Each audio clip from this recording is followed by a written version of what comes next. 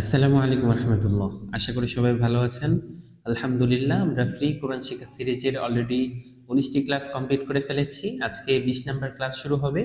আমাদের হরফ শেখার সবগুলো ক্লাস কমপ্লিট হয়ে গেছে। হরফ শেখা কমপ্লিট। আমরা যদি এই পর্যন্ত ক্লাসগুলো করে থাকি, যদি আমাদের এখনো কারো হরফ চিনতে সমস্যা হয়, তাহলে পূর্বের ক্লাসগুলো আমরা কাইন্ডলি করব ইনশাল্লাহ।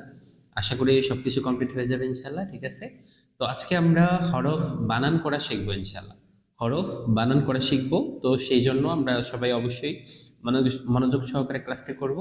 তো চলেন কথা না বাড়িয়ে ক্লাসটি শুরু করা যাক। জি, আমরা ক্লাসটি শুরু করছি। আমরা আজকে খেয়াল করব, ক্লাসটি শুরু করার পূর্বে একটি কথা বলে দিই। আমার আঙ্গুলটা দেখতে পাচ্ছেন, সামনের অংশে একটু অ্যাক্সিডেন্ট হয়েছে, মানে একটু কাটা গিয়েছে, অনেক রক্ত বের হয়েছে, যার কারণে ব্যান্ডেজ করা। আর এই জন্য একটু দুঃখ প্রকাশ করছি আপনাদের কাছে যে এটা দেখায় আপনাদেরকে ক্লাসগুলো করাতে হচ্ছে। তো ঠিক আছে, চলুন শুরু করি। এখানে আমরা খেয়াল করি আলিফের উপর যে দাগটা বা যে চিহ্নটা আছে এটার নাম হচ্ছে জবর। জবর সর্বদা উপরে থাকে। এটার নাম কি? জবর। আমরা নামটা ভালো করে মুখস্থ করব। এটার নাম হচ্ছে জবর।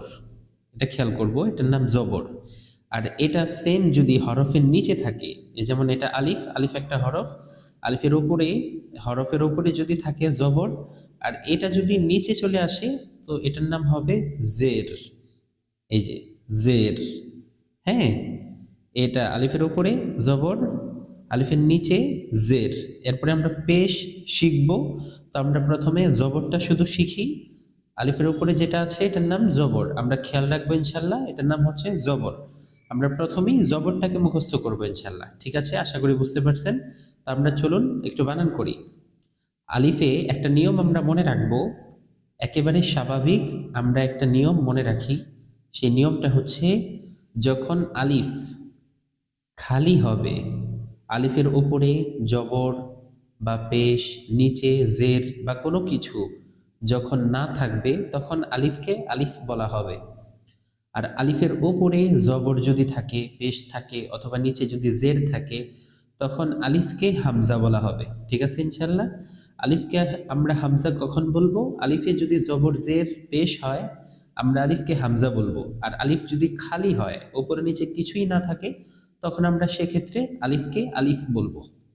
আশা করি বুঝে আসছে। তাহলে আমরা এটাকে হামজা বলবো। হামজা জবর আ। হামজা জবর কি হয়? আ। হামজা জবর আ।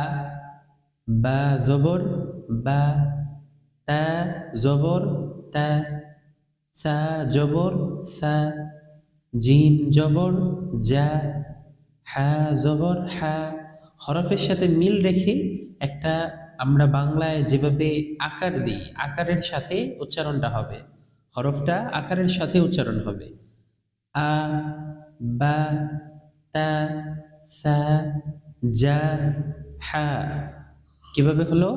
হামজা জবর আ, বা জবর বা, তা জবর তা, সা জবর সা, জিম জবর যা, হা জবর হা।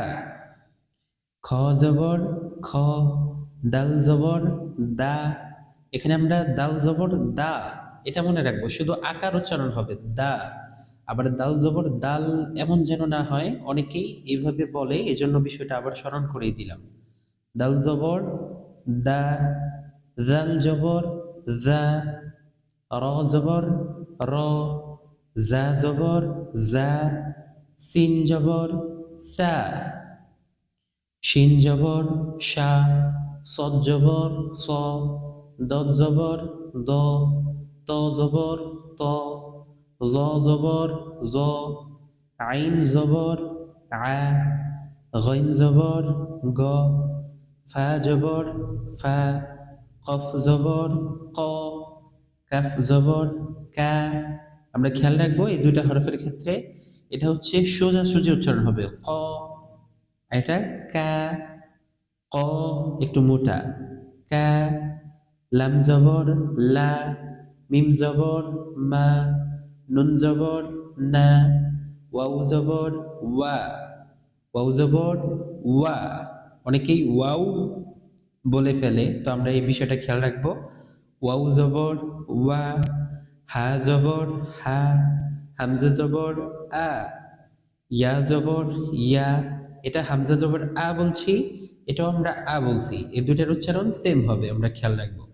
ইয়া জবর ইয়া, ইয়া জবর ইয়া, এই দুটোভাবে ইয়া লেখা হয়, তো দুটোটা ইয়াই আমরা পড়ছি, ইয়া জবর ইয়া, ইয়া জবর ইয়া। তো আমাদের পড়া থাকবে এইভাবে যে আমরা শুরু থেকে শেষ পর্যন্ত ভালো করে পড়বো। যদি কোনো জায়গায় উচ্চারণ ভুলে যাই, ক্লাসটা আবার করবো ইনশাল্লাহ, তাহলে অবশ্যই উচ্চারণগুলো আমরা শুনতে পারবো। তো বিশেষ করে আমরা বেশি বেশি অনেক স্পিডে পড়বো। হামজা জবর আ, বা জবর বা, তা জবর তা, সা জবর সা, জিম জবর জা, হা জবর হা, এভাবে যতটুকু স্পিডে পড়তে পারি আমরা স্পিডে পড়ার চেষ্টা করবো ইনশাল্লাহ।